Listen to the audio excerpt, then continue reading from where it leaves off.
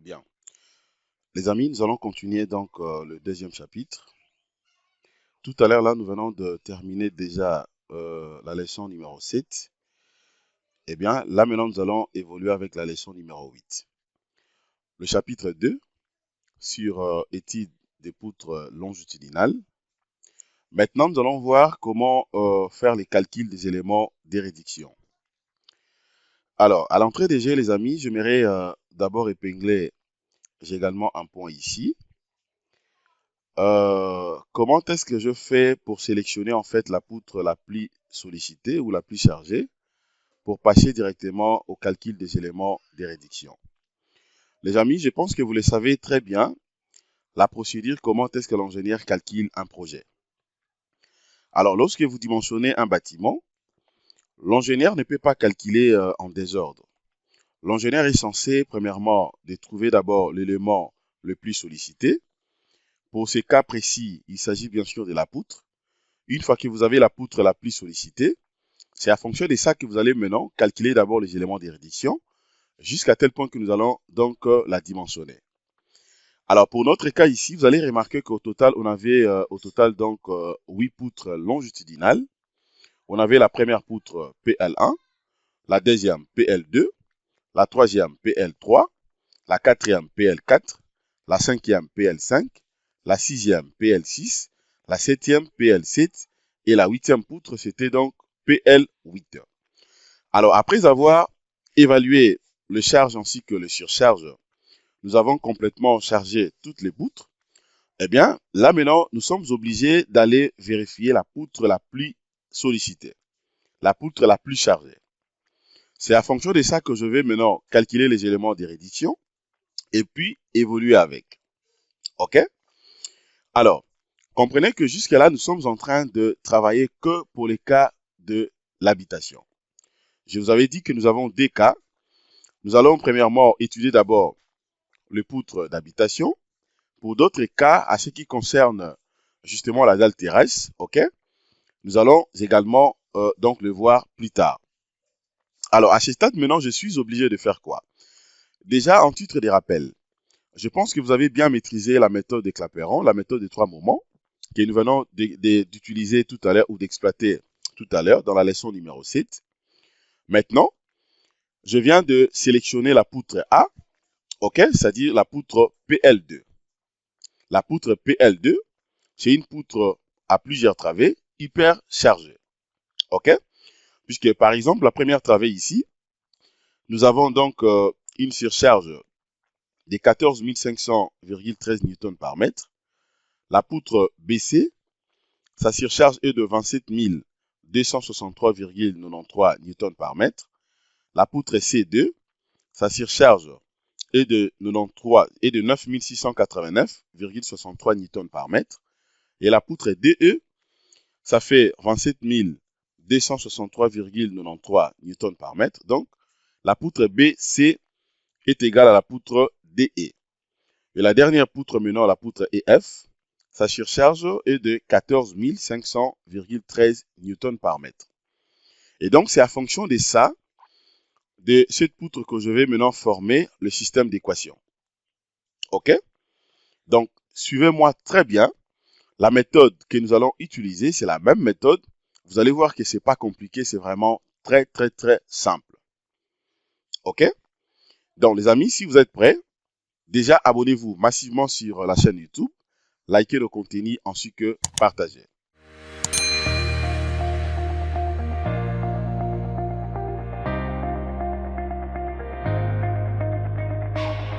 Audio Jungle. Audio Jungle.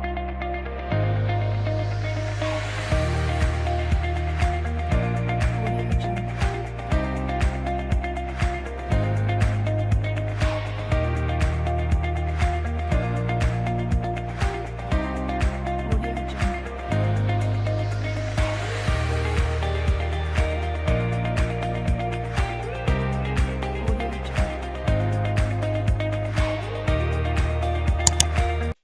Bonsoir les amis, bienvenue sur Jinkunga Tutoriel et grandissons ensemble.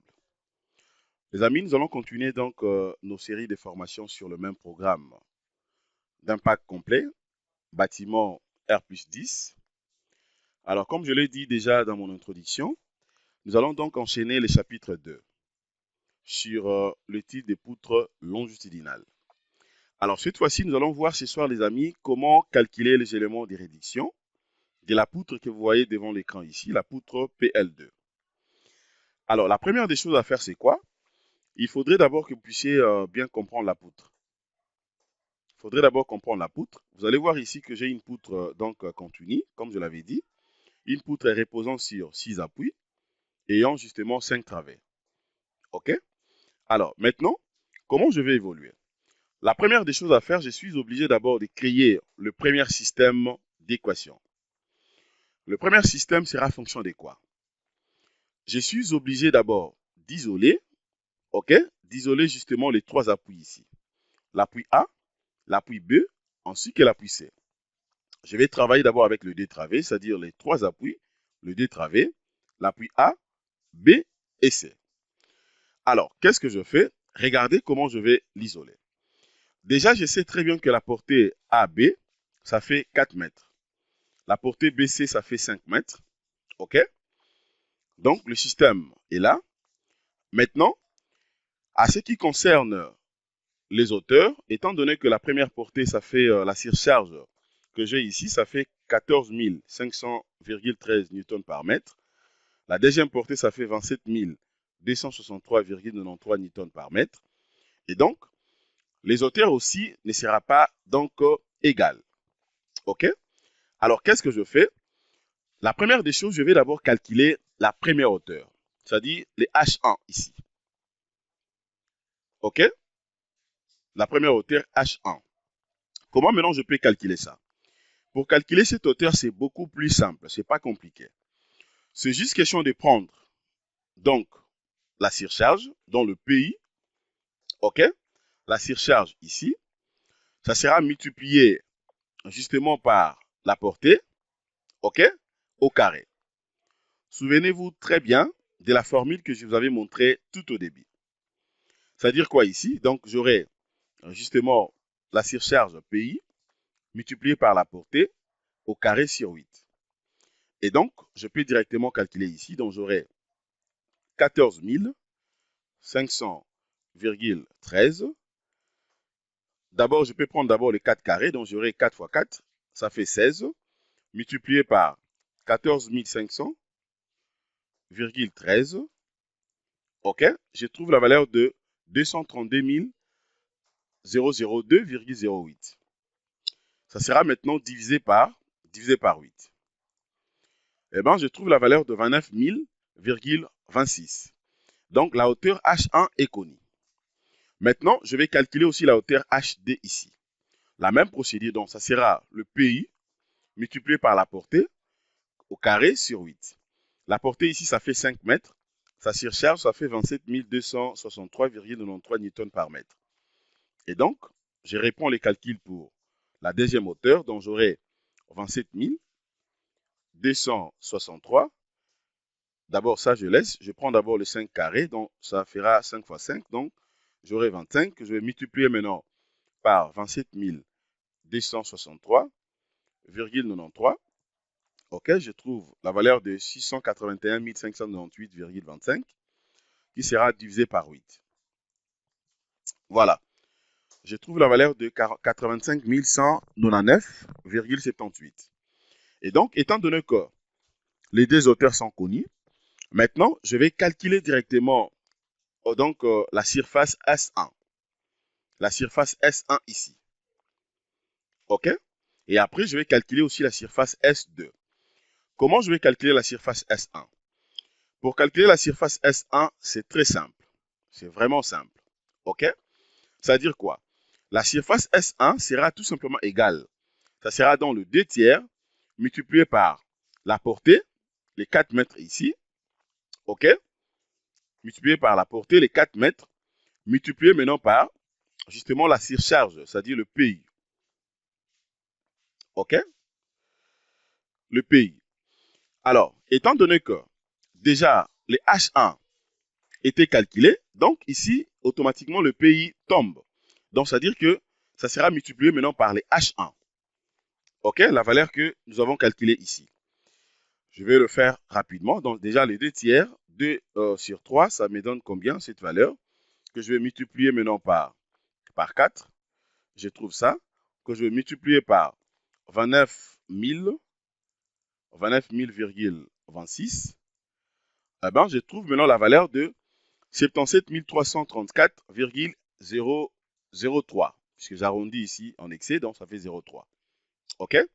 Je vais calculer également la deuxième surface. Donc j'aurai justement le D tiers que je vais multiplier par la portée 5 mètres, multiplié par la hauteur H2, qui est justement de 85 199,78. Voilà, je trouve la valeur de 283 999,27. Et donc, la surface S1 et S2 sont connues. Maintenant, je vais calculer rapidement, OK? Donc, le psi 1 ici. OK? La formule, c'est très simple. Donc, c'est juste question de prendre la portée divisée par 2. C'est la moitié, donc, la portée divisée par 2. La portée ici, AB, ça fait 4 mètres. Donc, ça sera 4 mètres sur 2. Ça me donne directement 2 mètres. Et tandis que de l'autre côté, OK, de l'autre côté, donc, le psi 2, ça sera la portée 5 mètres sur 2, ça fait 2,5. Et donc, à ce niveau, je viens d'obtenir déjà tout ce qu'il faut, tous les éléments. Maintenant, je vais remplacer directement par la formule. C'est comme je vous avais dit, donc le principe de la méthode de Clapeyron, la méthode des 3 moments, ça consiste justement d'isoler les 3 appuis. Maintenant, regardez ce que je vais faire.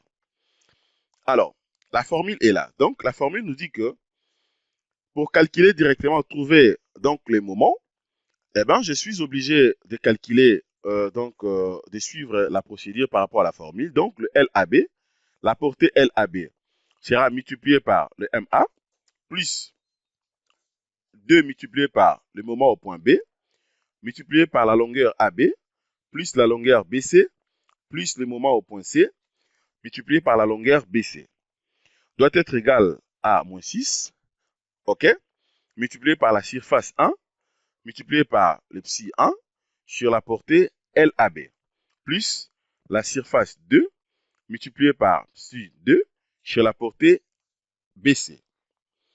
Alors, déjà, on sait que un appui simple, OK, à l'extrémité, c'est-à-dire quoi? On sait que un appui simple, à l'extrémité, le moment est nil, OK, pour un appui simple. C'est-à-dire quoi? Déjà, pour mon cas ici, je sais que le moment au point A sera donc nil, le moment au point F aussi sera nil. OK? Je réponds. Regardez ici. Le moment au point A ici, sera nil. Le moment au point F également sera nil. Donc, les deux moments seront nils. OK? Justement, puisqu'on sait qu'un appui simple, à l'extrémité, le moment est nil. Et donc, qu'est-ce que je fais maintenant? On aura donc, l'équation va directement changer. Donc, j'aurai tout simplement le 2. OK? Le 2 ici, que je vais multiplier maintenant par les 4. Les 4, ce n'est que la portée. OK? La portée, donc la portée LAB. OK? Donc, LAB, la portée 4, plus 5, la portée BC, multiplié par MB. Puisque déjà ici, étant donné que le moment est nil, donc tout ça va directement tomber. Donc j'aurai seulement le 2 que je vais multiplier par la portée LAB qui est égale à 4, plus la portée BC qui est égale à 5, OK, qui est égale à 5, multiplié par les moments au point B, plus le 5, la portée multiplié par le MC, moment au point C. Ça sera égal maintenant à moins 6, multiplié par, je remplace directement la surface calculée, 77 334,03, multiplié par la valeur calculée ici, le 2, sur 4, plus, je remplace également la surface 2, 28 300, donc 283 999,27, multiplié par 2,5 sur 5. Alors, 2 que je remplace, vous calculez, je peux calculer rapidement ici. Déjà, de l'autre côté, dès que je calcule, donc j'aurai, ça va faire combien ici? Attendez, je vais prendre ma calculatrice scientifique pour essayer un peu de calculer rapidement. Et donc là, déjà, ça fera donc 4 plus 5. OK, ça me fera donc 4 plus 5. Ça fait combien? 4 plus 5, ça fait 9. OK, ça fait 9. Si je prends le 9 plus 5, ça me fera déjà 14. Donc, ça dit, attendez, donc je vais prendre d'abord 4 plus 5, ça me fait 9 fois 2, ça fait 18. OK? De l'autre côté, j'aurai donc le 18 multiplié par moment au point B, plus le 5 moment, donc 5 multiplié par moment au point C. Alors, de l'autre côté, je peux également calculer, donc j'aurai justement le 283 999,27 multiplié par 2,5 sur 5. OK, je trouve la valeur, ça je vais d'abord garder. Je prends maintenant 77 334,03 multiplié par 2, divisé par 4. OK, je trouve ça. Maintenant, je vais l'additionner par le deuxième calculé. Voilà, donc je trouve la valeur. Je le multiplie maintenant par 6. Eh bien, je trouve la valeur par moins 6 plutôt. Donc, je trouve la valeur de moins. OK. Et ça me fait moins 1 million. Donc, je peux tout simplement épeler donc les lettres, disons comment les chiffres. 10, 83, 999,90. Ça, c'est donc la première équation. OK? C'est la première équation. Alors, maintenant, étant donné que la première équation est connue, donc j'ai trouvé une valeur de moins 1 839 099,90. La première équation est connue. Et donc, maintenant, je vais travailler avec le deuxième système d'équation. La même procédure. Vous avez donc l'appui BC et 2. OK? Voilà. Déjà, je sais très bien que la surface S2, je l'avais déjà calculée. OK? L'epsi également déjà calculé, 2,5. Maintenant, je vais calculer seulement la surface S3. OK? Déjà, le psi ici, ça sera justement le 4 sur 2, puisque la portée, ça fait 4 mètres. OK? Ça fait 4 mètres ici, donc 4 sur 2. Voilà, 4 sur 2, donc je trouve la valeur de 2. Voilà, la hauteur maintenant H3 sera égale à quoi? Donc, je vais prendre tout simplement la valeur de 9889,63 que je vais multiplier par la portée 4 carrés sur 8. OK, je peux vérifier ensemble avec vous. Donc, j'aurai quoi ici? Déjà, 4 carrés, ça fait 16 que je vais multiplier par la valeur de 9889,63. Ça me donne ça. Je vais le diviser par 8. Voilà, je trouve la valeur de 19 779,26. Alors, maintenant, la surface S3, la même procédure. Donc, j'aurai ici dans le 2 tiers, voilà, que je vais multiplier par la portée 4, et multiplier maintenant par les H3, c'est-à-dire 19 779,26. Voilà, je trouve la valeur de 52 744,69. OK, donc ici, maintenant, je viens directement remplacer. La même procédure, je vais remplacer par la formule dans le LBC. Là, maintenant, ça ne sera plus le LAB, mais ça sera le LBC multiplié par le moment au point B, plus le DMC, OK, multiplié par le LBC, plus le LCD, plus le moment au point 2, multiplié par LC2, ainsi de suite. Et donc là, vous allez seulement remplacer. Dès que je remplace ici, voilà, donc je remplace, c'est vraiment simple, hein, ce n'est que la mathématique. Vous remplacez et puis je trouve directement la valeur donc de la deuxième équation. La deuxième équation est là. OK? J'ai déjà donc deux équations. Alors, le troisième système aussi, la même procédure. Donc, ça, c'est déjà connu. OK, la valeur de D est connue, H3 connu, S3 connu. Voilà, je calcule maintenant pour le point 4. Ça sera donc la portée 5 sur 2, 2,5. Alors, de l'autre côté, je calcule maintenant la hauteur. Je trouve la valeur de la hauteur, la même procédure. Vous calculez également la surface, les S4. Je trouve la valeur de 28 000, donc de 283 999,27. OK? Exactement, c'est comme l'appui et c'est comme la portée AB. Alors, Maintenant, là, directement, je remplace, et ben, je trouve maintenant la troisième équation. J'ai déjà 3 équations. Alors, et après maintenant, je passe maintenant au niveau de la quatrième équation, donc le quatrième système. Dans le quatrième système, la même procédure ici. C'est-à-dire quoi? Le psi 4 sera égal à 2,5, déjà connu. Les H4 déjà calculé. La surface 4 déjà connue. Maintenant, je vais calculer seulement le psi 5. Ça sera dans la portée 4 sur 2, ça fait 2. La hauteur, ça sera justement la même valeur, donc 14 1500,13 multiplié par les H carré sur 8. OK?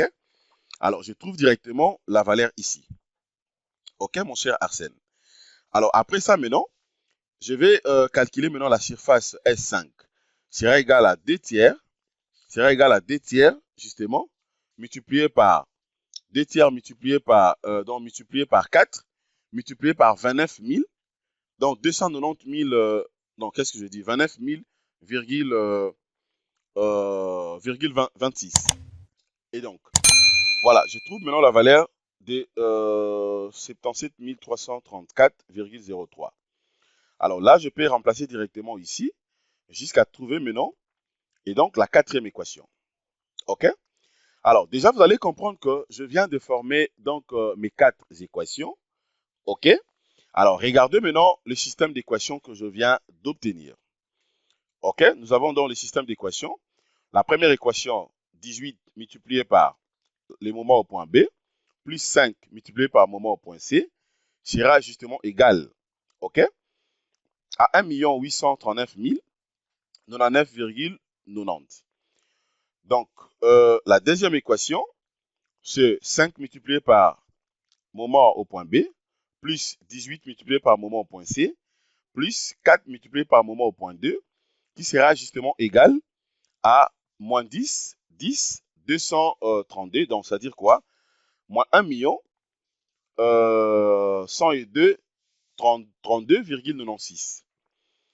La troisième équation, 4 multiplié par moment au point C, et donc plus 18 multiplié par moment au point 2, plus 5 multiplié par moment au point E, sera égal à moins 10, 10, 23, 1,88. C'est la troisième équation. Et la quatrième équation maintenant, c'est 5 multiplié par moment au point 2, plus 18 multiplié par moment au point E, qui sera justement égal à moins 10, 83, 99, 9,90. Et donc, voilà les amis, donc le nombre d'équations que nous venons d'obtenir jusque-là. Alors, je voulais vous montrer également un astuce. OK? Moi, j'ai déjà calculé cette équation. Alors, si par contre que vous voulez comprendre ou maîtriser comment est-ce que vous serez à mesure de calculer cette équation, par exemple sur Excel, dites-le moi, comme ça je vais vous aider. On pourra donc faire ça ensemble avec moi et vous allez retenir très très bien comment vous serez à mesure de le faire. OK, donc vous avez plusieurs méthodes, soit vous les calculez directement sur Excel ou bien en utilisant par exemple aussi en carte à maths. OK, ça peut vous aider aussi de calculer cette équation rapidement. OK? Et donc je pense qu'on peut arrêter ici concernant donc la 8e partie, la 8e leçon les amis. Merci de votre disponibilité. Abonnez-vous massivement sur notre chaîne. Le série de formations continue. Excellente soirée. Au revoir.